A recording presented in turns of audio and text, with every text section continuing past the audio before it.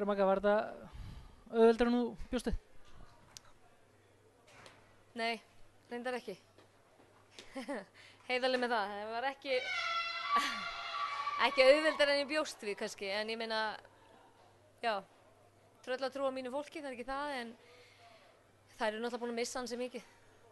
Bæði Heiðrún og Elín farnar frá því, búið að vera þjálfaraskipti, búið að fullt af hlutum.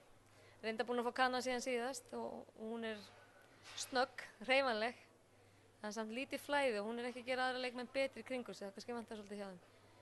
En okkar er reyndar að því, hún er að láta boltan ganga og er svolítið liðsmaður, skemmtileg. Liðsmaður, liðsbolti sem var að spila á kvöld, þeir voru að spila mjög vel. Við? Já, ég samt séð það flottara, sko. Jú, það komu kaflar, alveg skemmtilegi kaflar. Það er svona hraður gangur og þegar hlutinir er að gerast eins og Princeton býður upp á þá er bara náttúrulega flæða á boltanum. Það er náttúrulega það sem við erum að berja í gegnum hausin á nokkur leikmönnum ennþá, að það boltinn þarf að ganga til þess að Princeton virki almennilega. Það er svona yfir heildina, þá ertu sátt með kvöldið. Já, annað væri náttúrulega fáránlegt. Jú, ég er alveg helsátt og gaman náttúrulega að geta látið alla spila. Allir voru að gera helling, eins og sagt er. Já, það er náttúrulega bara þvílík gerjun í gangi ennþá, bara skemmtilegt.